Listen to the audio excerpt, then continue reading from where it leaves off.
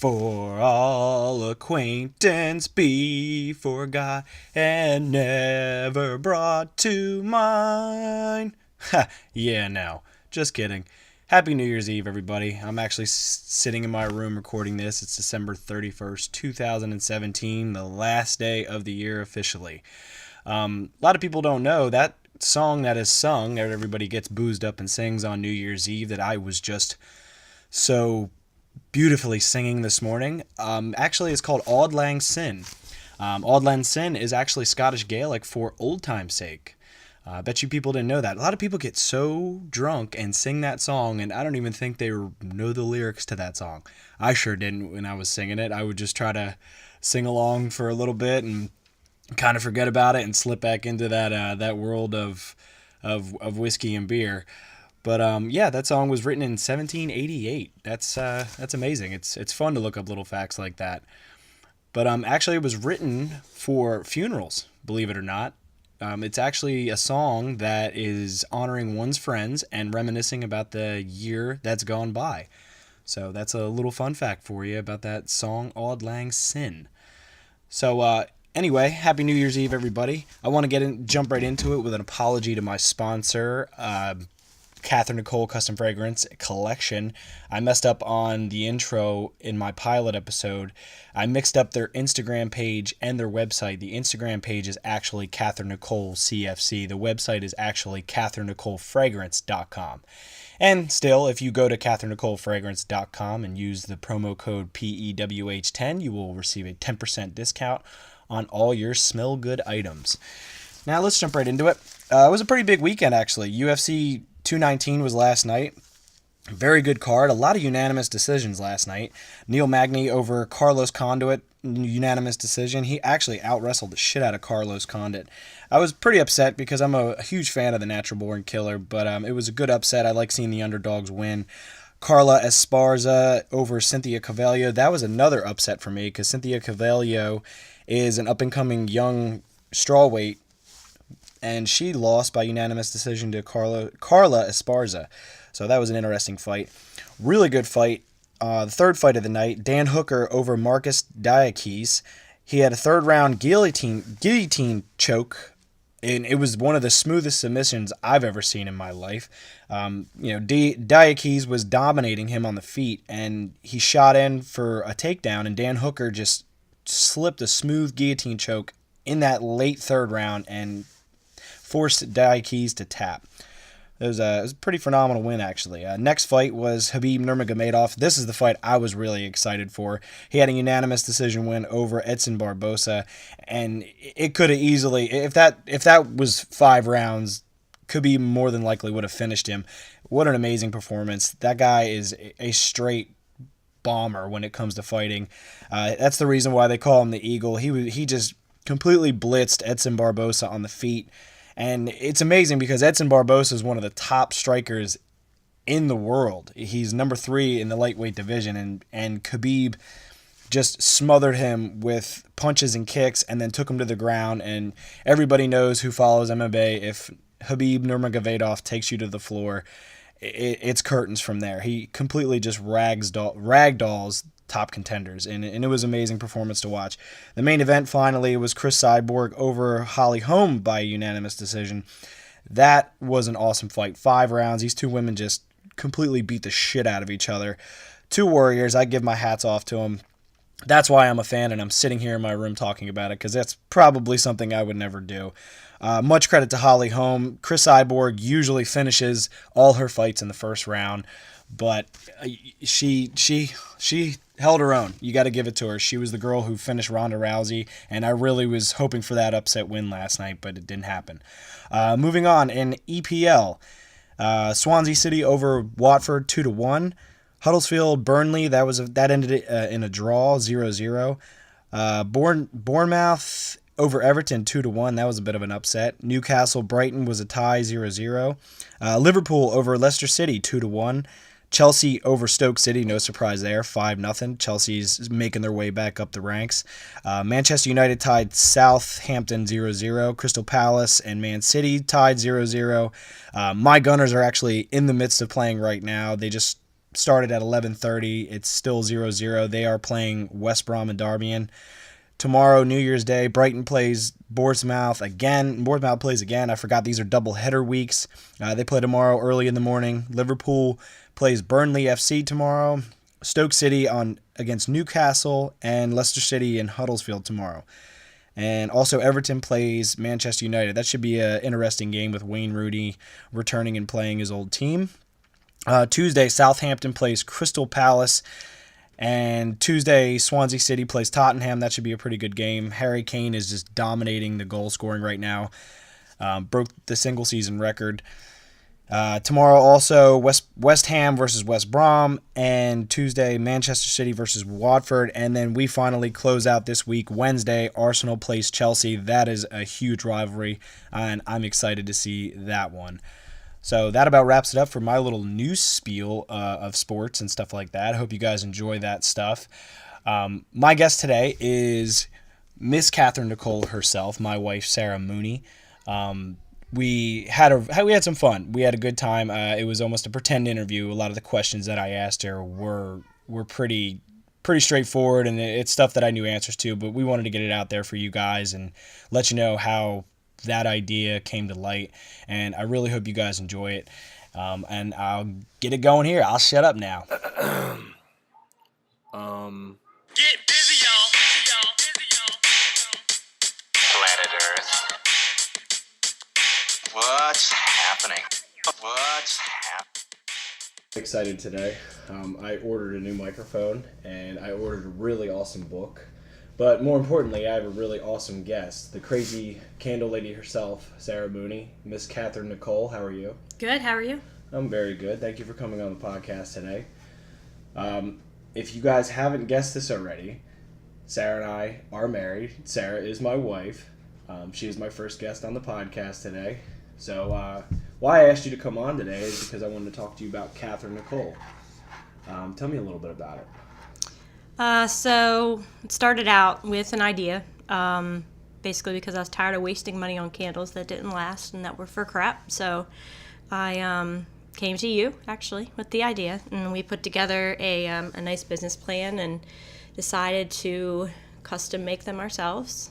And that way I was able to make whatever scent I wanted, when I wanted, and kind of control how, the different scents would be, because I'm very picky about it. Yeah, I know, those shit Yankee candles. They burn out really fast. So what separates your brand, Catherine Nicole, from the competition, like Yankee Candle or Bath & Body Works? Well, I'm pretty sure Yankee doesn't have a messy kitchen with wax. Probably not. They probably have a big-ass factory. Yeah. Well, I put in a lot of effort to it, and I pay attention to each one that I make. Spent a lot of time working on the chemistry and what makes each candle burn longer, what size wick to use, how much oil, things like that. So basically just the amount of love and effort I put into it. And I also listen to my customers too. So if they have a request or whatever, I try my best to fulfill it. I get to witness a lot of that love. It's in our kitchen almost every night. Thank God we got that new garage out there, so all that stuff could sit out there. So yeah, excuse me, I'm a little under the weather tonight, as always. But anyway, so explain to me the processes of how you make your candles. What exactly the materials, the type of oils, wax goes into it. Well, basically, it starts out, ordering the jars, deciding which ones to use, because whether or not you realize that it does, have an effect on the way the candle burns. You can't just get a square jar and use a round wick. It doesn't work right. So it starts out with just ordering all of those. I order my fragrance oils from a company I'm not going to mention, but they have the premium fragrance oils, which are the best ones that you can possibly use, mostly because they absorb well into the wax, and that way they give off a longer scent disbursement, and they last longer. It also helps with the candle's burn time. So doing that, ordering is obviously the first part of everything. Getting all the materials together is second. When I first started, I had so many things that I needed that I had no idea I needed when I was brainstorming. So, like from the pots and the pans and the temperature thing, the thermometer. And then, I ordered a wax burner. So basically it's like a cooking pot or a steamer that basically somebody rigged into a little device that you can melt the wax and pour it out. So investing in that also, because then it makes my time efficient. I can make more in a shorter period of time. And I guess I'll start from just one candle, measuring out the wax, measuring out the oil, letting the temperature of the wax get to a specific 185 degrees, no more, no less. Pouring it at that exact point. Like me, you just see a jar, a yeah, wick, and some wax, and that's how much I know about candles. Yep, which was me also in the beginning. But I obsess over things that I get interested in, and this was definitely one of those things. When I get excited about something, I put all of my thought, effort, and energy into it. And I have to say, I obviously improved as I went along, making the first batch of candles. A learning process. Yeah. The first batch and everything, everybody was so supportive, all our family and friends, and I couldn't have been more thankful for that. And getting an ESPN update. Anyway. Turn your shit off. I know. Rude. ESPN sending me text messages and shit. No, nobody cares. Yeah, about my shitty hockey team. Anyway.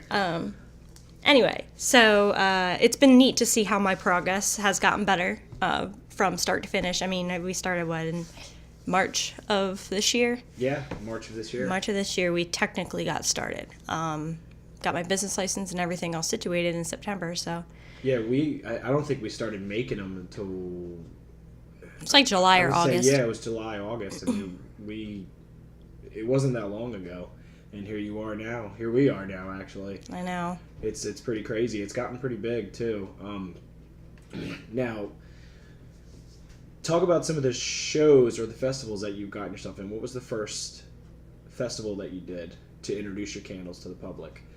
Well, the first festival or craft show was the Heritage Shores one that we did with my best friend Katie, who also has helped me come up with a lot of my game plans and candle ideas and things like that. So that was our first show, and it was pretty nerve-wracking. You came with us, and I know.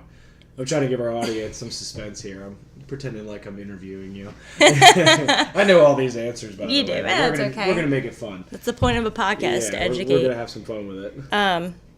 Yeah, so it was interesting to see the different types of reactions from people. And at that point, my candles weren't exactly what I wanted them to be yet. For me, it was more the labels than anything. Like, I can make a hell of a candle at home, and I know it burns really well, but... as far as labels go, I'm super, super picky about it. They can't be just something that I print off the printer, which is what I was doing in the beginning, because I realized, the ink and everything smears and it looks like shit. So, my perfectionist part of me was just not happy with it. But just getting out there and introducing myself to the public and getting people excited about something handmade and something that's gonna last a long time, comparing it to most candle companies. People know about Bath and Body Works, Yankee. You don't often hear about somebody local making candles that are actually decent. I don't mean to, toot my own horn, but no, that they are. We've gotten a lot of really good reviews on them. Now let's talk about let's backpedal. Before we did the Heritage Shores Festival. What place did we get the candles in first? Mm-hmm. We were on our way to Baltimore, right? I don't think we need to talk about that. Yeah, we do. I'm not going to name the place, though. Okay, yeah, we won't talk about the place. Because that's right. That's over and done. I don't like to burn bridges. It was, well, I don't know. They seem like they burned the bridge. But for fun... podcast sake, it was T.S. Smith's in Bridgeville. Oh, Jesus, and Brian. Whatever. That's on them. Okay? I know, but still. But we were heading to Baltimore, and it was raining out. It was pouring. It was nasty. And we rode by, and what was I? Well, you pushed me. I mean, I needed a push. And in the beginning, I was, I went mostly to Rehoboth Lewis area and trying to talk to people. And I brought a lot of samples. I made a bunch of samples and had business cards and everything like that. Did the best I could to be professional. And there was a place that I went into and completely just didn't even give me a chance to speak and just kind of was, yelled at me and told me, we don't solicit here, which is totally not what I was trying to do. I was trying to shake your hand and say, hey, my name's Sarah and I'm making candles in the area. I'm not trying to force you to sell them. That's why we don't buy bracelets there anymore. Oh my God. But I'm not going to say that name, but it's near the Culture Pearl. It's actually right next to the Culture Pearl. Oh, will you stop it? That's only one store. The one employee. I don't know, but she. Regardless, so at that point, yeah, she was being rude. And at that point, I kind of just lost my drive a little bit. So, yeah, you pushed me into going into T.S. Smith, which I'm glad I did. So I went in there, very, very nice people. My first actual business venture was with them. And we had a great discussion about what they wanted me to provide them with, and I did everything, ordered all the materials, we set everything up, and I always check in with my clients, a couple weeks after the fact that I dropped the candles off. A good business person would check in, see if they need anything, get feedback. Yeah. And I emailed quite a few times and never got a response. So, my next step is, okay, well, obviously, maybe they didn't get my emails, I'll just call. So I called, and the lady that I dealt with, she basically told me that she didn't think that the candles were basically they were paying more for my candles than they were selling for, which mathematically is impossible. Which they knew the numbers in the beginning. I give my wholesalers a 30% discount on their candles so that they make up that 30% when they sell them, as long as they sell them for what I sell them for. So, mathematically speaking, obviously she had no clue, what business is like, but so basically she kind of was just not very kind, not very nice, left me hanging in the wind, which is totally not a professional thing to do, especially, in a small town where people talk. So I had a bunch of candles made for them, which basically kind of just went to waste. Ended up selling them anyway, but it was still just the point. So from then on out, that was that. And, and I don't want to badmouth anybody, but I feel like as a business person, I have to give feedback and I have to be honest. And that's one thing about me that I haven't really done in the past, was be critically honest. I'm honest when it comes to positive, but I don't take negative feedback, which, I'm not one to give negative feedback either. So. Yeah. No, I remember that whole thing. We were on the way to Baltimore, and we stopped in there, and I just said, go in there and talk. So, but yeah, that was a good start. It was a really good start. Well, it got my foot in the door. Yeah. And it got your name. It got the name out there, which was good, which is really good, and it got it out there really quick. Now let's talk about. We fast forward a little bit. We did the Heritage Shores Festival. Mm-hmm. We got ourselves. You did that little crafts festival in Stonewater Creek over on Route 5, mm-hmm. and then the big ticket. This was going to make or break the entire thing, at least for the year, for the winter and the fall months. Let's talk about that. What was that festival called, and where was it? Okay, so that was the third annual Dewey Beach Sip and Shop. So they held that at the Starbird, like in the big tenant area where they have, their big St. Patrick's Day parties and everything like that, more in the parking lot. That was absolutely insane. And there was a list of people who applied to get into the festival. And some people were turned down. I know that much because I know they only accepted, a certain amount of people and a certain amount of people in the same artistry. Yeah. So I was the only candle distributor and manufacturer there, which was to my benefit. But when I sent in my application, it was, at that point, it was going to be another month and a half before I heard back.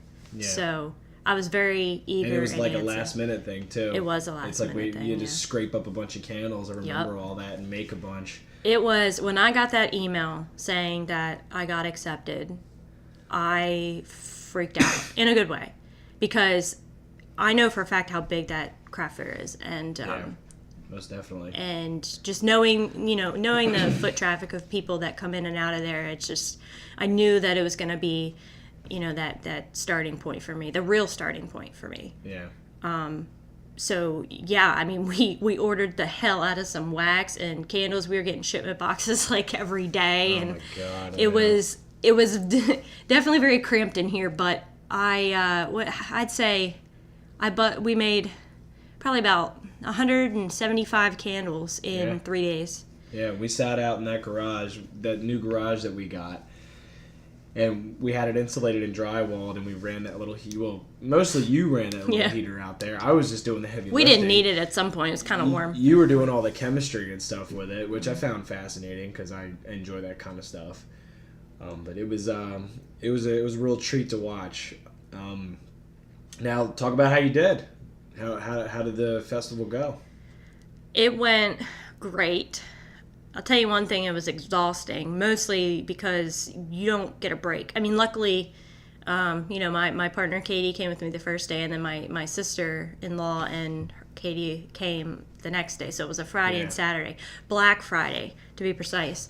So, the amount of people out shopping in general for those 2 days is already crazy. Yeah.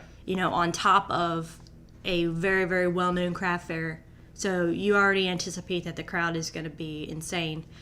Well, Friday really wasn't all that busy, correct? Right. 'Cause everybody was shopping at the outlets and stuff. Yeah, it wasn't as busy as I imagined in my head. And actually that kind of turned me off a little bit.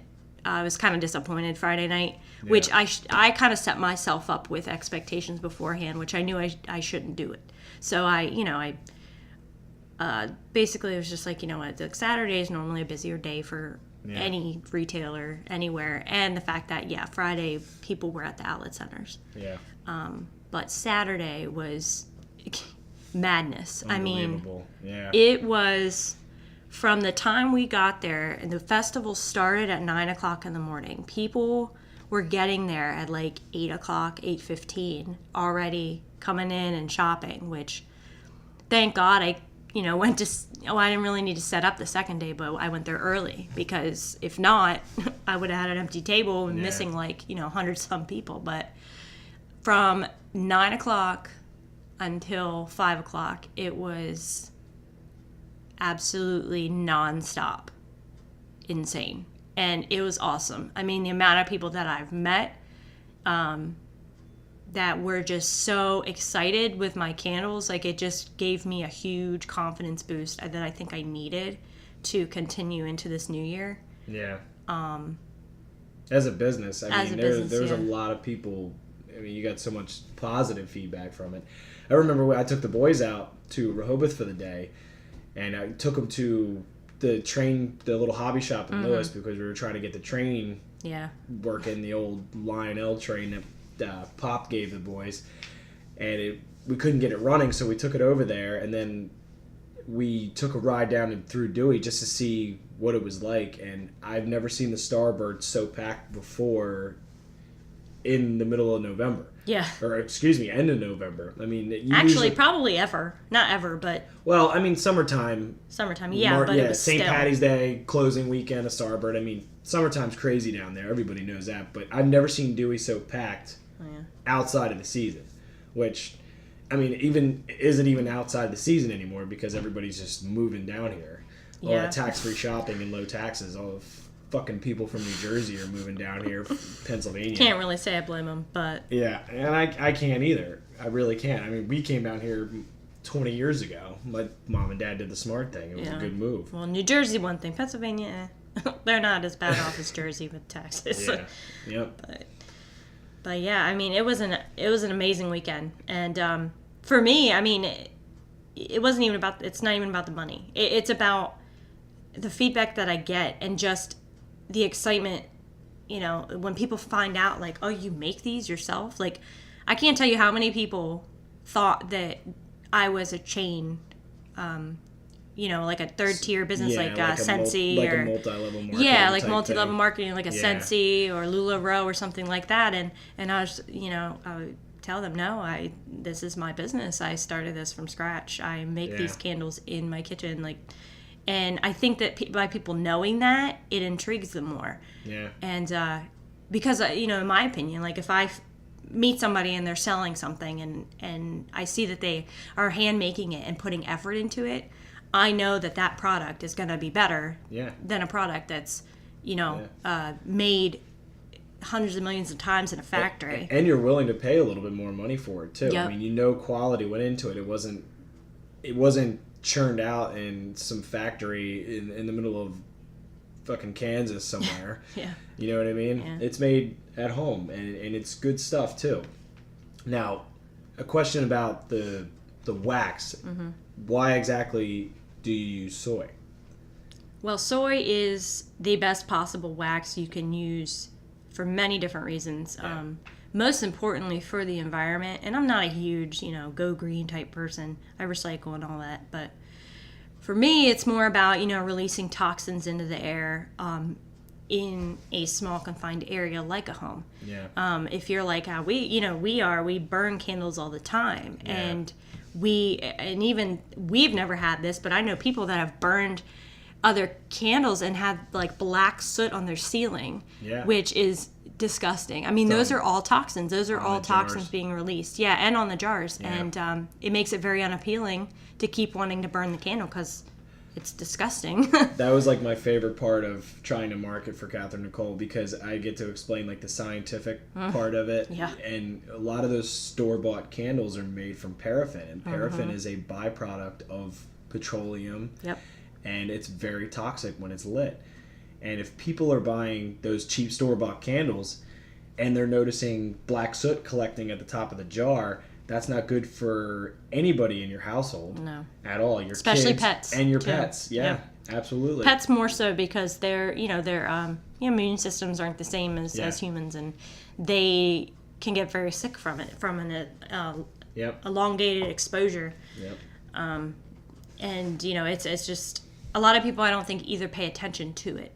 They don't realize that a candle, they just see wax. They don't know that, you know, don't realize there's a difference between paraffin and soy or a paraffin soy mix, which I get it. Like, I mean, I don't expect everyone to know that. I know it because I'm, you know, doing this every day. I research every day. I find out new things. And, but the soy wax also burns longer. And our child is in his room. He's in there still yelling. He's in his room still yelling, watching TV. Laying the in his youngest. crib. Anyway. Excuse me. Yeah, I mean, it has a longer burn time. My least favorite thing about Bath and Body Works candles are the fact that they burn out so fast. I mean, I burn them all the time. And I think we would go through one in like 2 days. And I know, I mean, they put 3 wicks in their candles too, so that's going to speed up the burn time, number one. Yeah. And number two, that paraffin, it melts so fast, and you don't get a good scent throw, which is... People look at the price. They see it's cheap, it's an easy, quick present or a gift for Christmas or something like that, but they don't realize what they're buying when they do buy them. I mean, they go to Marshall's and they go to these places, these real cheap store-bought places, and they get them and they don't realize what they're getting. So no, that's awesome. I already knew the answers to those questions, but again, we're trying to entertain our audience here. Our peoples don't. We're trying to we're trying to make some lemonade here. Yeah. So what is next for Catherine Nicole Custom Fragrance Collection? Well, I know where my niche is, so that's good. I know what works and what doesn't as far as wax, oils. I've tested oils from 5 different companies, and I finally found my home company that I'm going to be using. I'm more confident in my manufacturing, so I can mass produce them quicker because I know what I'm doing off the top of my head. Yeah. So I'm excited because now I'm working on my second collection. Now that's a spring summer collection. Well, not necessarily. It's more that in between time. I mean, it's spring. That time between January and March is kind of a weird time for everybody. Dull. I mean, it's dull. There's nothing to look forward to. There's no holidays besides Valentine's Day, which nobody gives a shit about. I mean, there's St. Patrick's Day, which literally we only give a shit about because we're Moonies. How dare you say that about Valentine's Day? Whatever. Everybody out there feels the same. They just don't want to say it. They probably just want to get laid. But it's fun if you're still a teenager. I guess. Get free dinner and whatever. But sure. But a lot of the scents that I'm going to be coming out with are ones that you wouldn't expect. Not your generic, sun or lemon and orange. I mean, I'll have some mixtures in there of that, but I'm going to throw some out there like a blackberry blossom, which sounds badass. Like you think about it and you're just like, oh, that kind of sounds good and kind of, you're not really sure. Sounds bitchin'. Yeah. Well, it's like blackberry blossom. Yeah. And I know that it'll smell good. I mean, shit, I know what blackberries smell like, and they're strong and pungent, and they're just amazing. You probably hear a child screaming. You guys probably hear Miles. He is not a happy camper right now. He's in his crib, and he is screaming and yelling, "Mommy, mommy, daddy, daddy." He hears us out here talking really loud. So it's probably time to wrap this up. But probs. Honey, babe, I love you. Sarah Mooney, ladies and gentlemen, thank you for coming on the podcast. Thanks for having me in our kitchen. Love you. Love you too. Mwah.